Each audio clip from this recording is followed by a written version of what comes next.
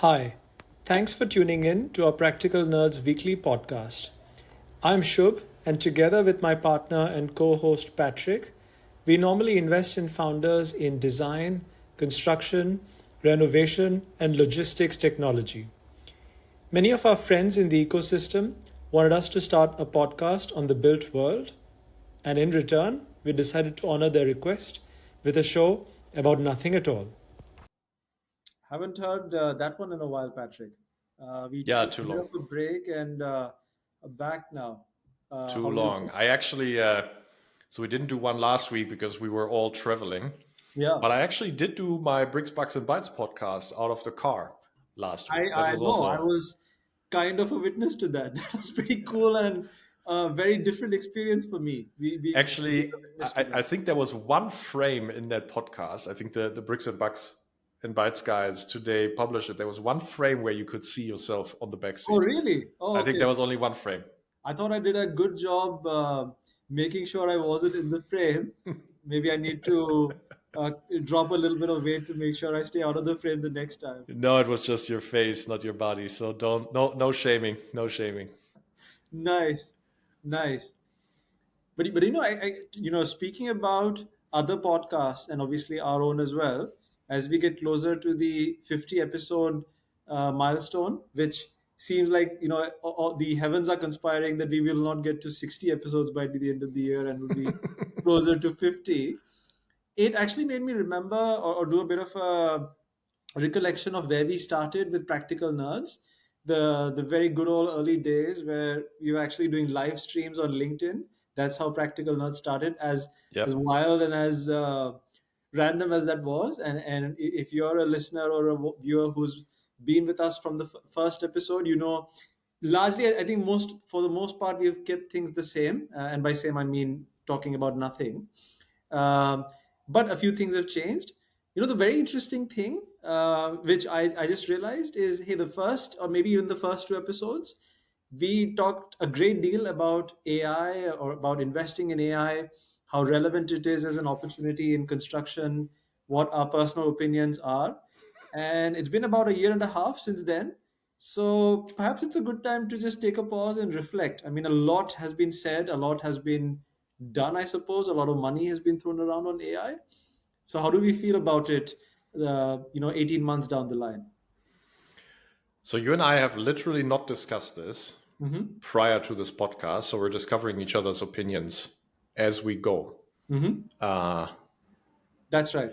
let's start perhaps with an observation. So back then we made the observation, hey, ridiculous rounds happening, nothing there, 120 million with a slide deck, etc. I wanna add new observations since then. So on the plus side, there are some AI companies outside of AEC mostly Mm-hmm. that have indeed generated a very quick growth of ARR. Mm-hmm. I would say almost most of the examples that I will be able to think of is in the automation of outbound sales, for example, Mm-hmm. Yeah. um, and using AI to be basically the outbound sales agent as an example use case. So those have grown very well. Um, so that's one fair observation. Another observation is I have seen a lot of index investments Mm-hmm. and in indexing behavior by venture funds. And I find it almost funny that founders would accept such a check, because it is the opposite of conviction and is the opposite of reliability of my Mm-hmm. shareholder. So, what Yes. that means, we have seen billion-dollar funds that within AECS take, for example, AI for the design stack.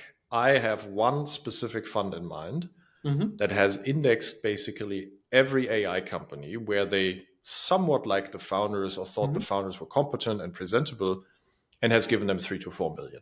Yeah. And I find that I, as a founder, would absolutely not accept that, because if that is an indexing strategy, Mm-hmm.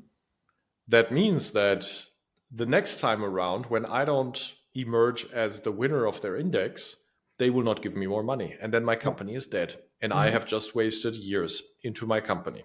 Yeah.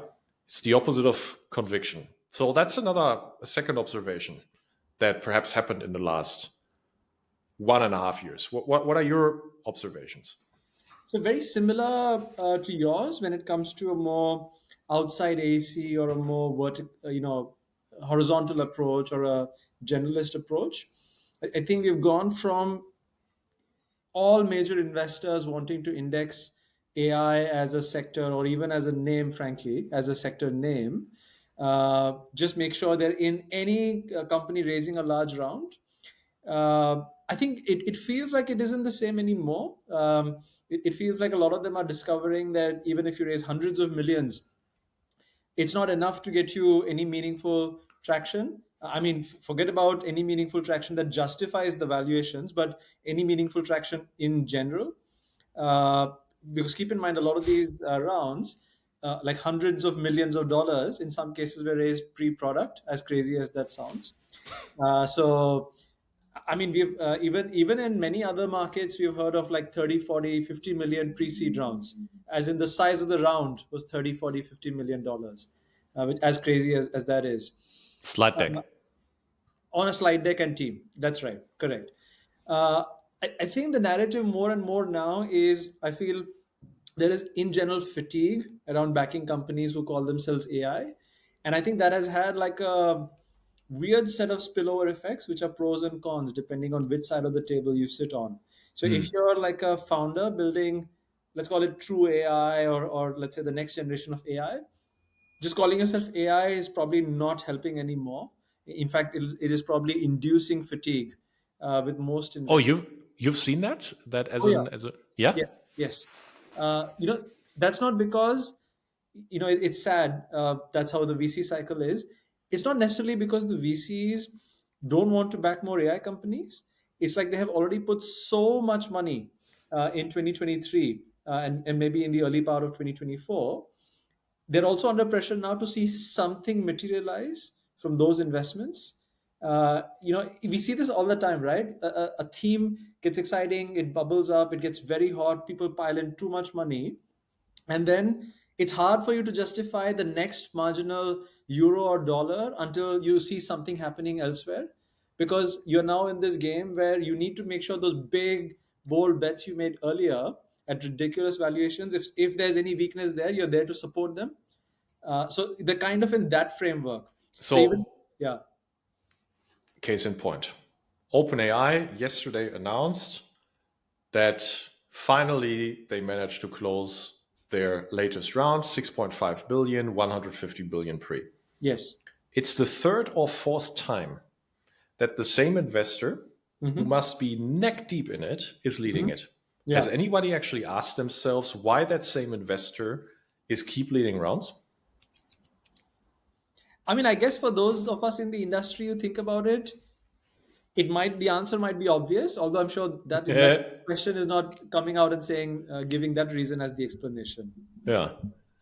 Yeah, I mean, we are getting to a point where with many of these investors, they've taken these bets, obviously with certain assumptions or with certain motives in mind, because until that plays out, they're not very confident about either backing other AI plays, or they'll not get the sign off from the rest of the committee, or if there are LPs around involved in the process, etc. They need some of those other bets to come through for them, especially because a lot of money has gone over there. So we are in this sort of weird phase where I think now, um, I think there might be a few legit AI plays, perhaps not all of them being as bold as say an open AI, but a few interesting applications of AI coming out. But the bar for what it takes to get in, a large or say a meaningful AI round done, in my opinion, has gone up considerably. Uh, yeah, I'd say it's not a bad thing. It'll probably lead to, as it always Not at happens all. with these cycles, you'll have some purging of companies which weren't deserving of these monies, and then you have a new cohort build the real Absolutely. stuff. That would actually be quite good thing. I'm surprised you noticed that. I haven't noticed it. Hmm. But perhaps also because my personal exposure to AI first companies in our space, um, while it does happen, it doesn't take a huge chunk. Yes. of my time. Another observation: yesterday, NVIDIA published Mm-hmm. their open source model rivaling GPT-4. Oh, I did not know that. Great. Okay. So now you're buying all their GPUs and Mm-hmm. they use your money to build your competitor. Have you Mm-hmm. thought about it that way? I mean, if I were Nvidia, I think it would be a very smart approach, because anyone who follows the industry knows that semiconductors and chips are cyclical. How do you go away from a cyclical hardware or physical product sale to something which is more recurring in nature, more Sure. steady? So, and this would be one of the ways I can imagine. No, but I'm saying, I mean, you are a developer of an LLM. You have raised hundreds of millions. How have you spent them? AI talent and GPUs. The Yes. GPUs you have bought from NVIDIA. Mm-hmm. So NVIDIA gets to have half of your cash, and Yeah. they use that to buy a rival, to build a Yes. rival. I Yes. mean, irony. I know. I mean, it is quite crazy. I mean, I think if at this point you are like either a generalist, deep pocketed investor, big time in AI, or a public markets investor looking at all these companies, it is quite fascinating. I mean, at the very least, I'm intrigued as to how all of this plays out. Yeah. It doesn't seem to me like a state of equilibrium for which we just see consistent and secular growth. I think there's going to be some bleeding happen before we enter that phase. I mean, I'm just right now querying Hmm. how many LLMs are currently out there. Okay. I can't find a number, but I would. Sorry, I'll now have to um, guesstimate. Probably that have a decent quality of GPT 3.5 Turbo or better. My guess would be 20 to 25. Okay. I mean, Let's say that's what it yeah, is. I was mentally bracing for a larger number, but 20 to 25. Okay. Still, that's choice. Hmm. That's choice that I have. Now tell me how having an LLM is defensible. Tell me. Yeah. I mean, I hear you. I think it narrows down to just a few, or maybe even one, frankly. I mean, I don't know if you've seen this in Europe or other markets, Patrick. I mean, what I have gathered, for example, there are firms out there building, for example, the OpenAI of India. To give you an example, where the claim, at least, or the promise is, hey, you're using very specialized sources, local language sources. A lot of them, and I don't want to take names here because perhaps people who follow this are invested in those companies, follow our podcast, I mean. A lot of them say, Hold on. I thought it was only you and my mom. I mean, hey, who knows, maybe they've invested in some companies as well. Maybe everyone's has their money piled into these AI companies. So even those, I wouldn't be surprised, and I think I might have even read some claims along those lines. They are mostly just OpenAI or ChatGPT wrappers. Right? So, Korean language, I get that. So, Hmm. why the Korean language needs its own leading LLM, I get it. Hmm. Indian market, I understand that there are how many languages operating on the Indian subcontinent? Subcontinent. That'll be a larger number. I think the official number, as in the official for government stuff, would be maybe around 2025. Okay. But if you include all the sub languages, dialects, it'll be probably in the hundreds or maybe even much more than that. Yeah. Okay, I can probably justify that I will have some of these that you cannot address with an adaptation of an English LLM. I understand that. But is that then a relevant market for Mhm. someone else to decide? Yeah. Um, but by the same logic, I wouldn't try to build a Spanish-speaking LLM as a competitor to an English-trained one, even though Spanish is currently the most spoken language on the planet. So, Yeah. native language, most spoken native language on the planet. So I'm sitting here and I'm like, okay, I mean, Nvidia comes out, siphons away my money, builds a rival, Hmm. and that in itself tells me how exactly is me having built my own LLM defensible? And the answer, in my opinion, is it isn't. It Yeah. absolutely isn't. It will only become more and more democratized. Hmm. It's like an arms race. It's nothing else. So now that whatever, right? I'm building a nuclear stockpile. My political rival builds a nuclear stockpile. So let me have to build more nuclear stockpile. Exactly Hmm. zero value creation. Hmm. Okay, cool. So where do I now find the value? Where do I now find the defensibility? Yeah. Is it in the integrations? Is it in the partnerships? All of that is distribution? Maybe. I mean, that's another observation, right? So um, there's a founder out there with whom we have occasional contacts. We're not invested. They built a model to query construction documents. Okay, Okay. decent company, um, and they predated the widespread availability of LLMs. Mm-hmm. Now, that founder says very clearly, hey, I know I have maybe 12 more months until any wrapper around a generic LLM out there can basically do what we do, if not better. Mm-hmm. So that person, I think, has been very realistic and said, so I will have to find my defensibility in the next 12 months in distribution. And that's why I'm trying to build integration partnerships with Procore, with Plan Radar, with FieldWire, and you name it. Yeah. And the more of these integrations I have, the more defensible I can potentially be. I think that's a very realistic worldview, to be honest with you. I think that's mature. I personally don't think it will happen that way, because if I'm Procore, I will not give you exclusivity, because I actually will know that there could be a competitor out there in a year from now that will actually be better performing. And I want to make that available on my platform because I'm the distribution channel Mm-hmm. to my customers. So I actually think it's the right premise. I'm not sure that the conclusion will hold, but that's the world that AI Yeah. companies are living in. And Mm-hmm. even the LLMs, in my opinion, I've demonstrated us that they are not defensible. Mm-hmm. I mean, look, before we dive into what we are seeing, with ACS companies and at least what might be interesting AI opportunities, I also thought an interesting piece of commentary to leave here. In the 18 months since we spoke about this topic, companies where, to be honest, in my opinion, I wouldn't think they have too much to do with AI, or at least not enough evidence to say there's much AI happening. It's become more and more often that they keep talking about AI in their quarterly earnings, and then the stock sees a nice bump, like software makers in construction, yellow machine makers in construction randomly talking about AI, right? And then the stock just randomly gets a bump. I feel it's an interesting commentary of how everyone's getting in on the game, if you know what I mean, and saying, hey, just uh, play with the animal spirits and I mean, see. that must be the famous BlackRock algorithm that is basically picking up on semantics. Otherwise, I mean, yeah, I mean, it's doing that. So I guess if that's what it is, kudos to these companies for knowing who to posture to. it is. So yeah, it doesn't sound like you and I are much more bullish on AI than we were a year, 1.5 years ago. At Hmm. least for me, um,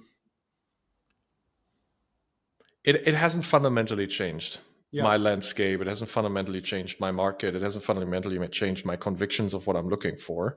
Hmm. Um,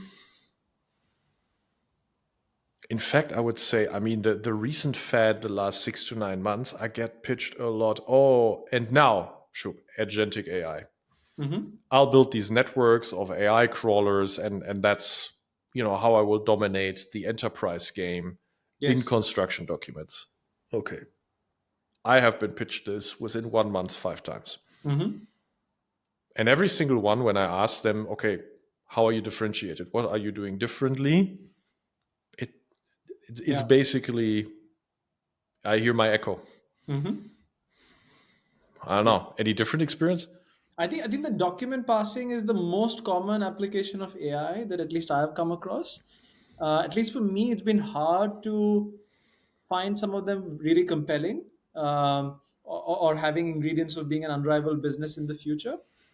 With that said, I mean, I think every now and then I do see some shimmers of interesting business ideas, and I think one common aspect to some of these ideas or businesses is they don't necessarily call themselves AI businesses, but they incorporate AI in interesting ways, which is why I think in the last year or so they're seeing a bit of an uptake in what their value proposition means and how they're developing it.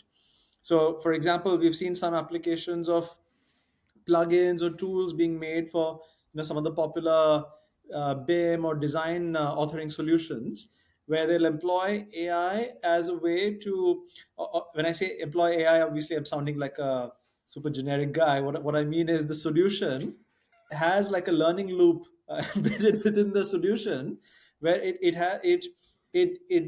has the ability to quickly simulate extremely repetitive and manually intensive tasks with Hmm. regards to drawings, for example. And I found that quite interesting, found that very unique as a very focused application potentially of AI. But was that standalone or embedded in something else? So the learning loop was embedded as part of a solution that parses the existing drawings, and then it allows you the next time to, I mean, for example, the specific company that I was thinking of, to tag and name different elements in a drawing, which otherwise would be a completely human and manual process, but it learns from what has been done before, which I thought was interesting because it's also something where usually it would be done. I mean, the existing tools out there, even with the reputed name people, reputed name firms, I mean, the solutions are not particularly great. In fact, not usable at all for practical purposes. And you have to employ highly paid knowledge workers to do all of this. I thought that was an interesting application of how you could replace knowledge workers for some of these tasks in a like converting repetitive tasks into a learning loop, which then does it for you in seconds. So it Uh, might sound like a small market, and it might be that specific example that you're mhm. giving. Um, have you found that perhaps you had conviction that from that small market, though, because you own it, you own that workflow, Mhm. it could allow that company to expand their TAM? Yeah, so I think your comment on that specific company's market, I think is very valid. But as a piece of commentary, perhaps for our viewers and listeners, I think if let's say that's the motion you're building your company on, taking a highly specific repetitive task which would be deemed as grunt work for a knowledge worker, and you automate that, especially to do with drawings, I think that perhaps could be the start of giving you the ability to pull together other repetitive tasks, to convert that into maybe a co-pilot motion where the platform or the solution you build in between is how future architects, designers, or engineers interact with their drawings instead of having to draft them and tag them by themselves. And so, I mean, that for me is completely understandable. Taking a hidden in spite of obvious market that nobody else would dedicate to because they need a more generic start, because they might not have any specific nuanced insight to start in something more specific. And Mhm. everybody is then finding more competition in that part. Whereas in my niche of the market, I'm operating without competition for Mhm. a longer time. I'm liking these motions um, a lot, I have to say. And the other thing, so let me give you an example. If I Mhm. want to auto generate buildings, at some point, um, I will run into the question, okay, at what level of detail? Right? Yeah. So LOD 100 feasibility study or LOD 400 basically construction ready and anything in between. And the lower fidelity I go, the more I can do it outside of existing software and existing infrastructure. The higher fidelity I go, the more I will have to interplay, interconnect, be embedded into other infrastructure. Why is that? That's a very interesting realization once you come to that conclusion. That is because either in that stack, owning the authoring tool or owning the data infrastructure is what AI runs on. There's Mhm. nothing else. Yeah. There's literally nothing else.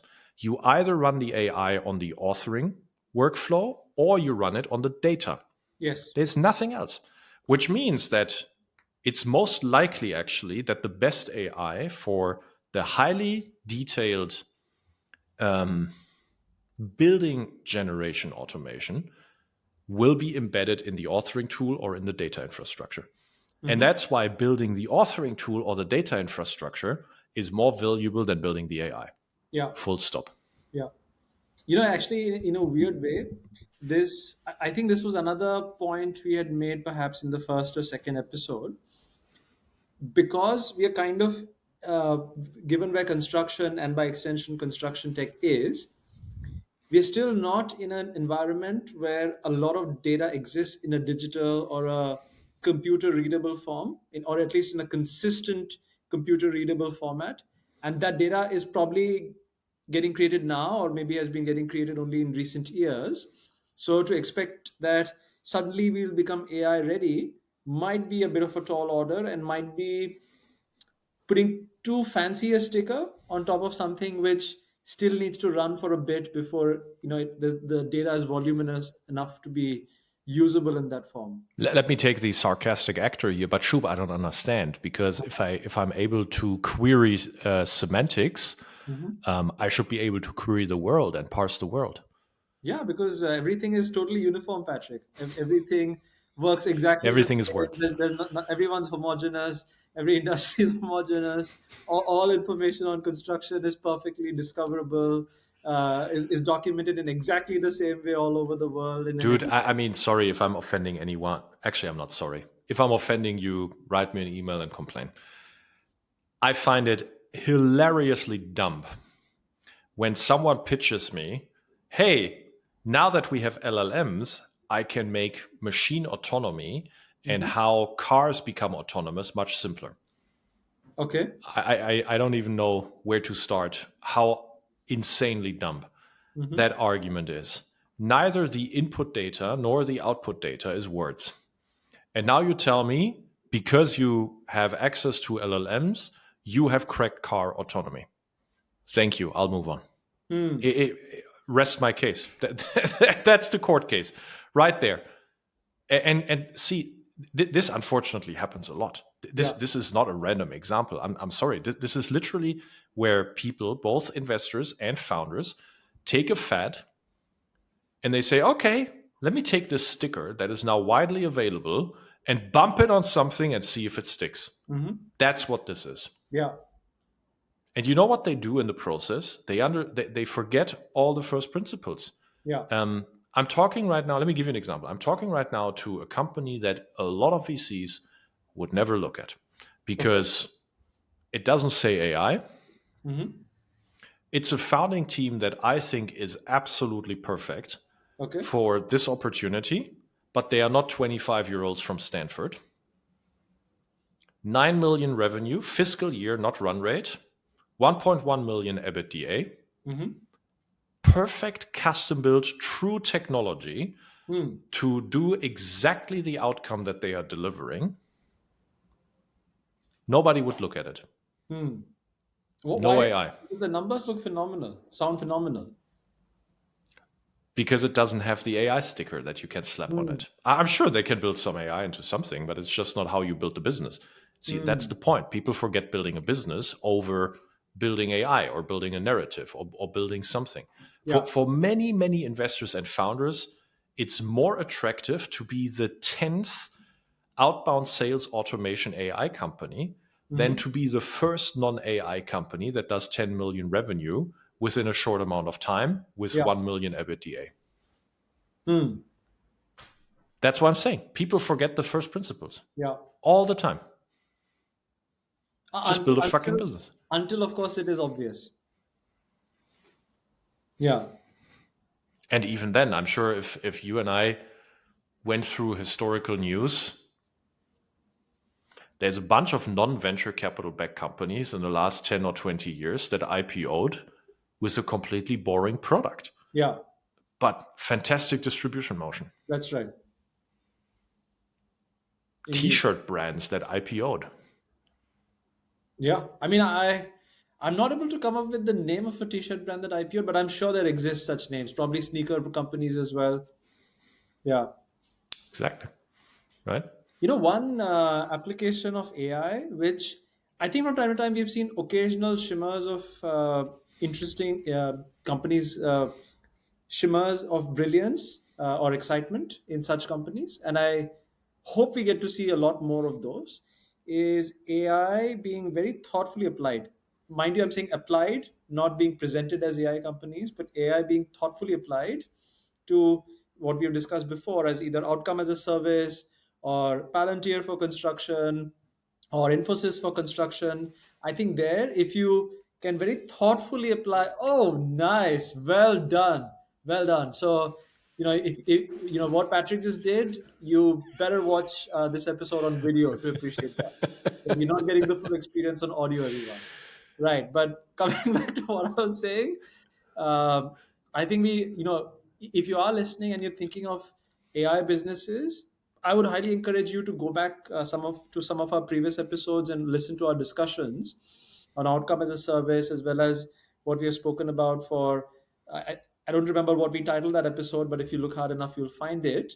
Palantir for construction and an Infosys for construction. I think there it can be AI can be both a brilliant enabler of growth as well as a driver of profitability for those kinds of businesses. 100% agreed. 100% agreed. But you're not selling the AI, you're not even putting it front and center. It allows you to do something else, which is what you're selling, which is the value that your customer gets, etc. It's, but unfortunately, these first principles get forgotten too often. On the other hand, I have to say I'm kind of grateful at it about it as an investor because it makes my life very, very easy to filter out. Yeah, that is very true.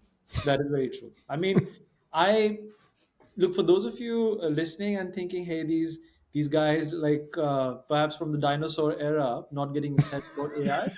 I really want to be excited about AI. I think it is, I think, changing a lot of things about what we are doing. And I think 5-10 years down the line, it will fundamentally change many things about what we are doing. But even in our, I think the first episode or the second episode, we even discussed, hey, that is also true for the internet in a previous generation, was true for cars, It's airlines, all not. of this stuff. It's not. I challenge that. I Okay. actually I did not buy the analogy to the internet, and I still do not buy it. Okay. The internet is a protocol. Okay. AI is not a protocol. Interesting. That's a fundamental difference. I want to refute that, but I can't come up with something intelligent to refute that with. So we let your point stand for that reason.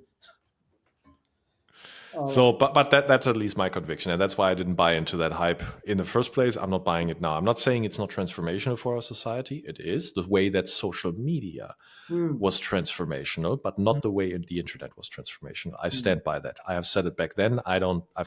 I'm still saying it now. The internet was and is a protocol. AI is not, Yeah. and AI also, and that's a derivative of what I just said, being a protocol or not, is inherently less scalable from an economics and energy perspective than the internet is. Very, very important. It will also not get more efficient. Hmm. With chip design, we're getting more efficiency, but um, that's not the same efficiency that we get from the internet through the network effects, etc. So yeah, I mean, sure, we'll find some laws in decreasing or increasing the efficiency per kilowatt hour on AI, but not to the degree that you can find it in network effects, which is the internet Hmm. efficiency. Yeah, I agree. I mean, I think as far as I'm concerned, at least, not particularly excited or not actively looking for AI companies, but hey, if it's great businesses, great investment opportunities, which also apply AI thoughtfully as a source of unfair advantage, sure, always excited to meet them. So then let's perhaps pivot to there. Mhm. What is the most exciting company you have seen recently that applied AI? Oh man, you've put me on a tough spot here, man. I have to think myself as well. Hmm.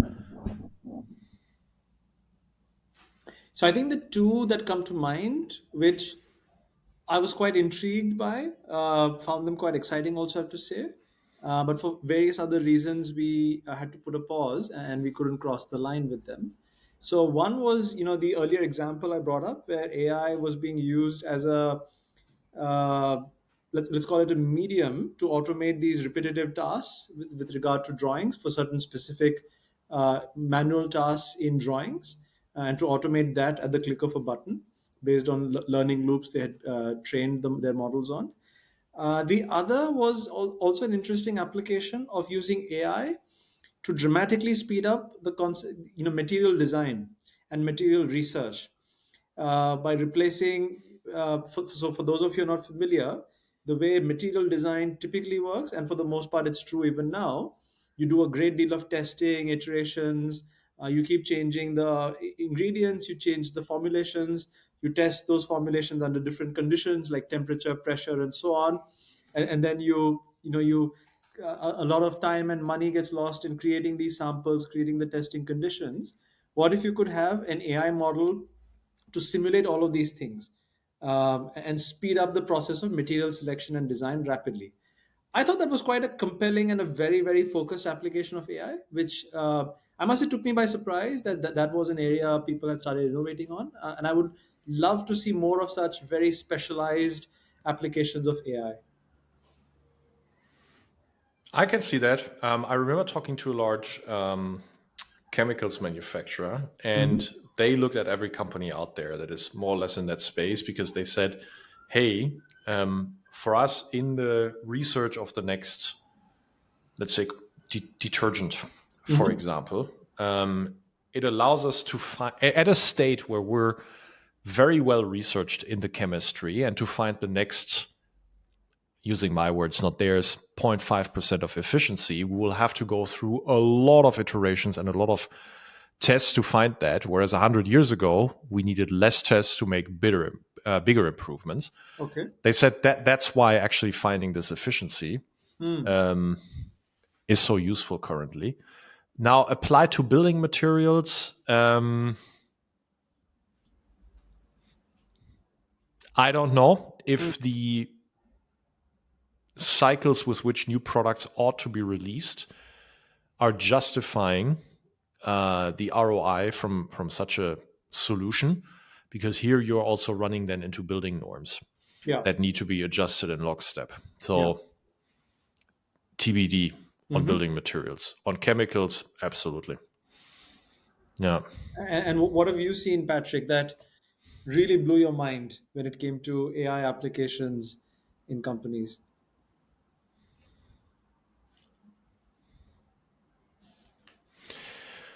Not a live product, more a concept that I Hmm. quite liked. Is basically um,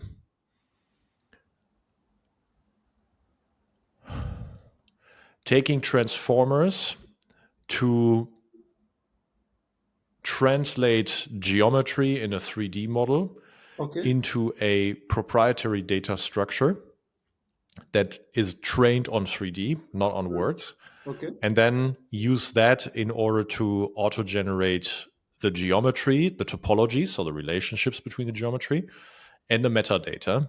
Hmm. Um, Definitely an intriguing example by a great researcher in that space, but unproven. But at least that's one where we spent a lot of time because it actually, as a concept, made sense. Whether it's feasible or, yeah, whether it's feasible, I'm not so sure. Especially not because I am not convinced that that can be run at an energy efficiency per query or per generation that will actually be cheaper than using an architect. Let that sink in. Oh, okay. Wow, that took me by surprise. Yeah. Yeah.